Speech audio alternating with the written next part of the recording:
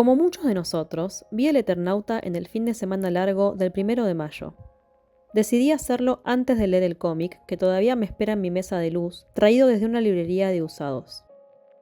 Lo hice porque no podía esperar más. Entre los adelantos que había visto y mis amigos diciendo que les había encantado, necesitaba sentirme parte del fenómeno colectivo que estaba teniendo lugar. Y creo que eso es algo que nos pasó a todos. Todos fuimos parte. Por lo que posiblemente sea la primera vez en la historia, una producción argentina estuvo al mismo tiempo en boca de todo el país y también captó el interés del resto del mundo. Es algo que no pasa seguido con otras piezas audiovisuales de acá, lo cual no quiere decir que estas hayan sido de mala calidad, pero a veces tener el distribuidor correcto hace la diferencia. Justamente es esa necesidad de ser parte de lo colectivo que inspira la serie, lo que la serie misma intenta transmitir. Nadie se salva solo, y el héroe es colectivo. El Eternauta, como toda buena ciencia ficción, se interesa por decir más sobre los humanos que la viven que por la ciencia misma.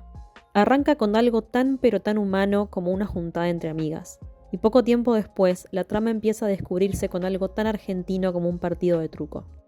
Hoy quiero hablar sobre la argentinidad del Eternauta. Más allá de la historia, que es tan querida por este país, ¿qué es lo que hace que El Eternauta sea una ficción tan característicamente argentina? Cuando estaba en el secundario, una de mis materias favoritas era Historia del Arte, que no siempre se llamó Historia del Arte. Había empezado 3 años antes de recibirnos como Cultura y Comunicación. Recuerdo todas las clases con mucho cariño, ya que yo en ese momento no lo sabía, pero el valor que iban a tener en mi vida era incalculable. Al día de hoy, todo lo que yo pienso y mi manera de entender el mundo se ve afectado por lo que aprendí en ese par de horas a la semana. La primera clase de Cultura y Comunicación fue definitivamente la más importante. En aquella clase, la profesora nos explicó la definición del concepto de cultura como un conjunto de valores, creencias, normas y prácticas que comparten muchas personas y que son transmitidos a través de generaciones. Es un ente completamente abstracto, intangible, que con el paso del tiempo va formando la identidad de un colectivo, muchas veces definido por el territorio que comparte. Significó mucho para mí que ese fuera el puntapié inicial de la materia, no solamente porque ayudó a entender por qué estudiamos todo lo que vino después, sino también porque a mí me ayudó a entender algo que hoy considero la base de todo pensamiento filosófico y social que se me cruza por la cabeza. Nadie existe en una isla, ni en un tubo de ensayo, ni en un vacío en el medio del espacio. Nuestras vidas están completamente entretejidas, conectadas y afectadas, incluso por cosas que no podemos ver ni definir. Cosas que solo nos damos cuenta de que existen cuando nos presentan un contraste que reconocemos como distinto. Hace poco me fui de viaje al extranjero, a Inglaterra, específicamente a Londres. Estando ahí me di cuenta de la incontable cantidad de cosas que uno da por sentado en su propio país, sin ponerles nombre ni considerarlas especiales, hasta que cruza fronteras con pasaporte en mano y se da cuenta de que no todos los países actúan de la misma manera frente a determinadas situaciones. En Argentina nos saludamos con un beso. Por supuesto que yo sabía que en Inglaterra eso no pasa, pero no impidió que saludara con un beso a alguna que otra persona de manera automática y que eso creara un momento de choque cultural un poco difícil de atravesar. En el hostel fui la única argentina durante mi estadía. Había un chico de Uruguay con el cual intercambiamos refranes que solo el otro iba a entender y miradas de complicidad cuando alguien más no comprendía nuestra idiosincrasia rioplatense. Lo que me terminó pasando, y que seguro muchos inmigrantes puedan entender, es que nunca me sentí tan argentina como cuando me fui de Argentina. Me fui brevemente, fue un simple viaje de 3 semanas, pero para mí significó muchísimo. Me ayudó a reafirmar el amor que ya tenía por el país, y al mismo tiempo conocer a personas de lugares lejanos que yo probablemente nunca visite, pero ellos sí conocían Argentina, y me daban más razones para sentirme orgullosa de ella. Mi película favorita es Martín H. de Adolfo Aristarain. Es una película que explora la relación entre un adolescente perdido sin rumbo y su padre que no puede conectar con nadie, ni siquiera con su propio hijo. Y como no puede conectar con nadie, menos aún puede conectar con el inconsciente colectivo de sus orígenes. Vive en España hace varios años e insiste, en un monólogo famosamente muy mal interpretado, pero excelentemente actuado por Federico Lupi, que la patria es un invento. Vos vas a estar bien, y Madrid es un buen lugar para vivir. ¿No extrañas? ¿Nunca te dieron ganas de volver? Eso de extrañar, la nostalgia y todo eso es un verso. No se extraña un país. Se extraña el barrio en todo caso, pero también lo extrañas si te mudas a 10 cuadras. El que se siente patriota, el que cree que pertenece a un país, es un tarado mental. La patria es un invento. ¿Qué tengo que ver yo con un tucumano o con un salteño? Son tan ajenos a mí como un catalán o un portugués. Son estadísticas, números sin cara. Uno se siente parte de muy poca gente. Tu país son tus amigos, y eso sí se extraña, pero se pasa. Lo único que yo te digo es que cuando uno tiene la chance de irse a la Argentina, la tiene que aprovechar. Es un país donde no se puede ni se debe vivir. Te hace mierda. Si te lo tomas en serio, si pensás que puedes hacer algo para cambiarlo, te haces mierda. Es un país sin futuro, es un país saqueado, depredado y no va a cambiar. Los que se quedan con el botín no van a permitir que cambie.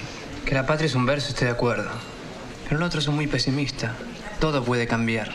No creo que estemos mucho peor que otros países. Pero Argentina es otra cosa. No es un país, es una trampa. Alguien inventó algo como la zanahoria del burro. Lo que vos dijiste, puede cambiar.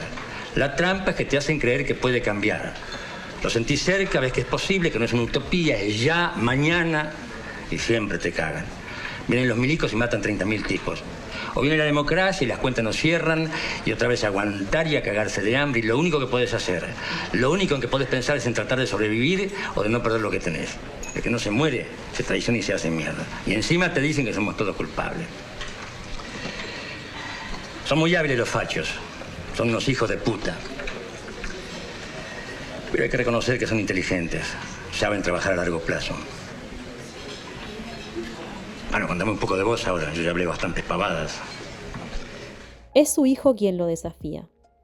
Incluso sin saber qué hacer de su vida y recuperándose de una sobredosis accidental, H, el protagonista de esta historia, interpretado por Juan Diego Botto, entiende mucho mejor que su padre que por más que uno no pueda nombrarlo ni tocarlo, siempre hay algo del lugar de origen que a uno lo tira, lo mantiene anclado a su eje, y que es un sentimiento compartido con quienes comparten el mismo gentilicio que uno.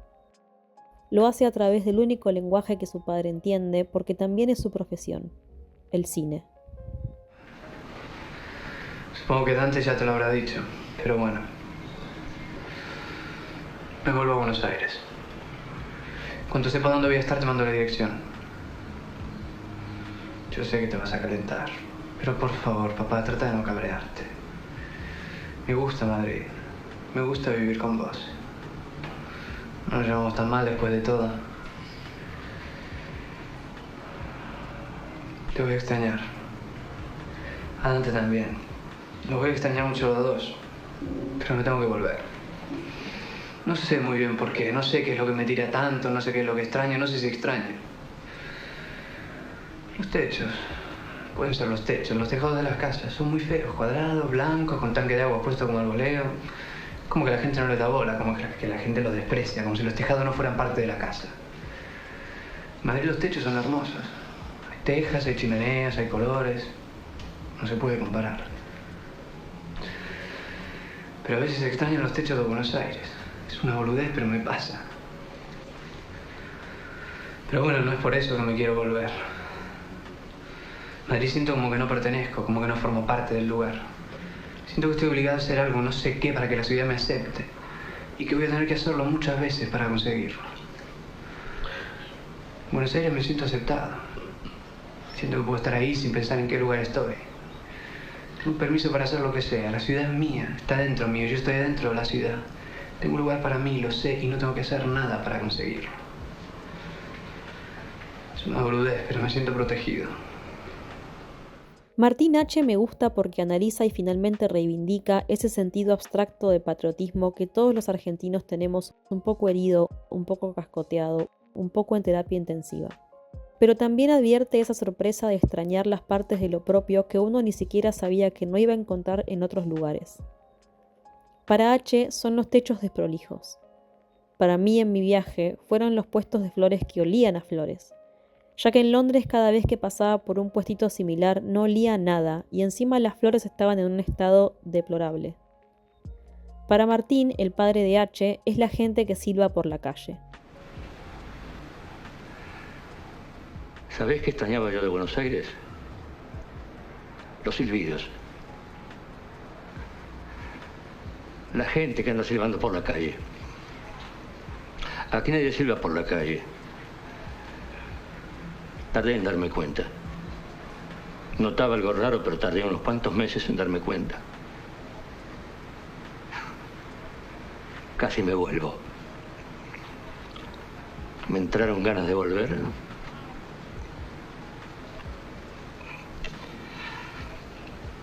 Pero pasó. Era absurdo. No se puede volver a un lugar porque querés oír silbar a la gente. Hay algo que me cuesta mucho explicarles a mis amigos de otros países, porque justamente es parte del abstracto cultural de Argentina, que tiene que ver con el peso que tiene el amor por la patria en este país. Es un país que ha sufrido tragedias injustas, dictaduras, que ha sido manoseado por imperios y maltratado por gobiernos locales, al punto de llegar a unas condiciones económicas, políticas y sociales que hace años vienen mordiendo y limando y cortando el sentido de amor y orgullo que se puede tener por él. No es fácil amar a Argentina. Afrontar las crisis eternas y amargarse por la adversidad específica que representa vivir acá no sale barato y pesa. Es quizás ese peso el que motiva a algunas personas a despotricar contra el país y a meterse en discusiones eternas con quienes no se sienten de la misma forma. Es ese desprecio por lo propio, a esta altura tan encarnado en nuestro ser, que destruye lo colectivo y le viene como anillo al dedo a los de afuera cuando intentan llevarse todo. Si alguien está dispuesto a comprar este país y sus recursos por 2 pesos, es porque hay alguien que nació aquí que tiene la intención de venderlo por ese precio. Y para llegar a eso se necesita odiar a este país. Estoy plenamente convencida de que hace ya bastante tiempo amar a Argentina es en sí mismo un acto de resistencia. Hay que revalorizar lo colectivo para poner en su lugar a lo destructivo. Y es ahora, en el momento más oportuno posible, cuando llega el Eternauta, de la mano de Bruno Stagnaro, que, como bien sabemos, no es ningún novato a la hora de retratar lo característico de este país. Sus proyectos más reconocidos, como Pisa Birra Faso, Ocupas y Un gallo para Esculapio, son obras representativas de algo intrínsecamente argentino, reconocible y marcado. La pregunta que me hago en este video es, ¿podemos hacer tangible lo intangible en la cultura argentina que vemos en el Eternauta? ¿Dónde está lo argentino en esta obra? La respuesta parece fácil. Está en todo. Está en Darín como ícono emblemático del cine argentino, figura que instantáneamente nos obliga a agarrar el control remoto porque nos ha demostrado 1.000.000 de veces que por algo es uno de los actores más prominentes que tenemos. Pero también está en el resto del elenco, con el cual conectamos con otras ficciones pasadas, muchas de ellas realizadas por Stagnaro. Lo argentino del Eternauta también está en su banda sonora, integrada por Mercedes Sosa, Pescado Rabioso y Soda Stereo, entre otros. Artistas musicales que, al igual que la serie y quienes trabajan en ella, destacan en lo suyo y nos han puesto en el mapa. Está en la brillante escena en la iglesia, con Mercedes Sosa de fondo mientras ejecuta el plan para destruir a los cascarudos. En Soda Stereo insistiendo con sonar desde la radio del auto ya desbandado y olvidado. Pero lo argentino también está en los lugares familiares como el Puente Saavedra, la Glorieta de Barrancas, el Monumental, el Soleil y la Catedral de San Isidro. Uno no se da cuenta de lo acostumbrado que está a ver escenas apocalípticas de Nueva York en la pantalla, hasta que de repente se encuentra con una persecución de bichos asesinos en la esquina del neumático.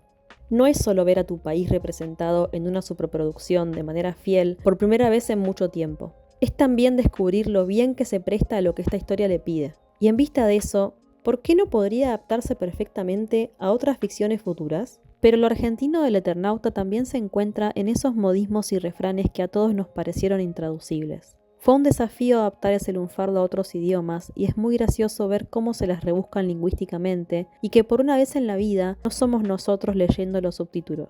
Pero también es un logro lo que cuenta Diana Estefanía Díaz, traductora al inglés de la serie, sobre la manera en la que se tradujo el nombre de las Islas Malvinas. En un posteo de LinkedIn, Diana cuenta que decidió traducir Islas Malvinas como Malvinas Islands y no como Falklands. Ella dice, era la única opción viable, no tuve la menor duda. No solo porque jamás se me ocurriría usar en ese contexto y en una producción argentina un nombre que no sea Malvinas, sino además porque sé que ningún argentino, sea real o ficcional, la llamaría de otro modo. Es así que, como traductora que además ofició de Enciclopedia Argentina para los otros traductores de este proyecto, sugerí que en los subtítulos de todos los idiomas se usara el nombre Malvinas, independientemente de si en esos países llaman así a nuestras islas o no. Una cosa fue dejar notas a traductores y revisores de casi 30 idiomas sobre cómo se juega el truco y por qué hay que mostrar los tantos del envido antes de poner las cartas de nuevo en el mazo, señalar las similitudes y las diferencias entre la historia original y la serie, o aclarar qué significaba número bajo cuando había servicio militar obligatorio y compartirle fotos de los listados de los sorteos. Pero lo de las Malvinas era una cuestión mucho más profunda. Es un tema sensible y muy presente que nos atraviesa en el ámbito político, histórico, cultural y social. Nos asienta en un lado de la historia del que no nos vamos a mover. Por suerte, la humilde sugerencia se transformó en realidad, y es por eso que, si activan los subtítulos o los doblajes de checo, italiano, danés, japonés, etc., verán que en todas y cada una de las traducciones usaron el nombre Malvinas. Si bien todo esto construye la argentinidad de la serie, lo que la termina de completar es su mensaje. El ya tan repetido, retuiteado y citado, nadie se salva solo. Los momentos más importantes de la trama transcurren en una juntada de amigos, y los más movilizantes suceden cuando los personajes rompen el molde de lo conocido y les tiran la mano a una persona nueva, para amarla, para ayudarla. Una de las cosas que me dijeron sobre mi propio país mientras estuve de viaje es que es un lugar donde es muy fácil hacer amigos. Nunca lo había pensado. No porque pensara lo contrario, sino porque nunca me di cuenta de que en otros lugares puede ser más difícil. La cultura argentina, pareciera, está muy orientada hacia la amistad, quizás en algunos casos más que hacia la familia o a la pareja. Ese afán que tenemos de sumar gente a nuestra manada, el cual me destacaron las personas de otros países que tuve oportunidad de conocer, es parte de nuestra cultura, de nuestra identidad. Después de todo, somos y seguiremos siendo un país de inmigrantes.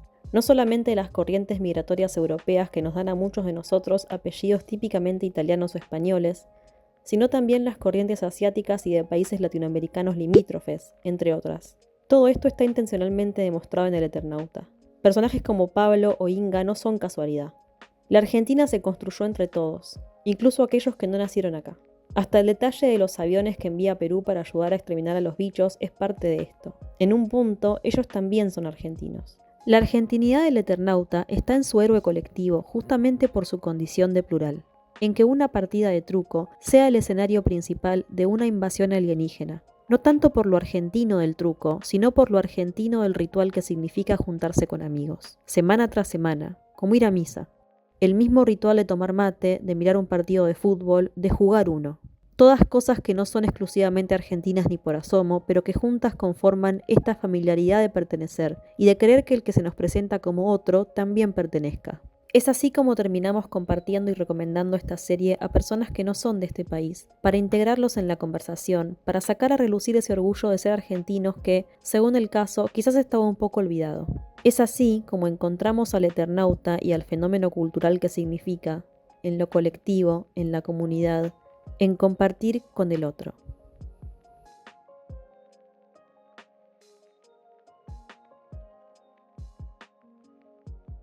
Hola, ¿qué tal? Soy la creadora de este video y estoy hablando desde el futuro. Con futuro me refiero a que estoy grabando esto bastante tiempo después de cuando grabé la narración inicial que acaban de escuchar. La razón por la que estoy grabando esto es porque quería volver sobre una idea que planteo en el video, que con el paso del tiempo, mientras más tardaba en salir este video, más necesario se hacía agregar este apéndice. Es la idea de que amar a Argentina es difícil y es la idea de que, según lo que esté pasando económica, social o políticamente en Argentina, se hace más difícil mantener este sentimiento de orgullo nacional. No tanto quizás porque ese orgullo se deteriore, pero sí está atravesado muchas veces por una especie de decepción que no sabes cuánto va a durar, que no sabes cuánto va a tardar en arreglarse lo que se rompe y que un poco tiñe tu concepto del país como país que amás y te desafía a seguir amándolo o a, en algunos casos, estoy segura de que esto sucede, simplemente tirar la toalla. Son tiempos difíciles actualmente para profesar este amor por el país. Y creo que por eso quise hacer este video y por eso me parece importante lo que pasó con el Eternauta. Y es que por lo que haya durado la atención colectiva sobre el Eternauta, hubo un montón de gente que estuvo recontra conectada y orgullosa de un material argentino, hecho en Argentina por argentinos. Y eso fue un poco un rayo de luz entre muchísima sombra. Y hoy por hoy, en el presente en el cual yo estoy grabando esto, esa sombra continúa y el Eternauta quizás ya no está tanto en el inconsciente colectivo de la gente, porque en una época en la que las redes sociales y la atención disminuida reinan, las series solamente tienen un periodo de vida muy corto. Por lo menos a mí me pasa eso. Yo no es que dejo de amar mi país por la situación que está atravesando, y por sobre todas las cosas, por lo que se está viviendo desde lo discursivo, desde el atacar al otro por pensar distinto o desde el atacar al otro por remarcar algo que quizás no se está haciendo bien. Repito, yo no dejo de amar a mi país, pero es muy difícil. Es realmente muy difícil. Y lo colectivo es difícil. Armar equipo es difícil. Construir en grupo es difícil. Bajo ningún concepto es imposible, pero es difícil. Y el valor del Eternauta como proyecto creativo sigue estando ahí. Te demuestra que las cosas que pensamos que son difíciles en esta época por una multitud de razones son posibles. Difíciles, pero posibles. Me gustaría que todas las personas que comparten mi forma de ver este país y comparten mi amor por él puedan recibir ese mensaje al ver el Eternauta o al ver este video. Y me gustaría que existan en un futuro no muy lejano más proyectos como el Eternauta que refuercen esta idea. ¿El héroe es colectivo? Sí. ¿Es difícil lo colectivo en este momento en Argentina? Sí. ¿Es imposible? No.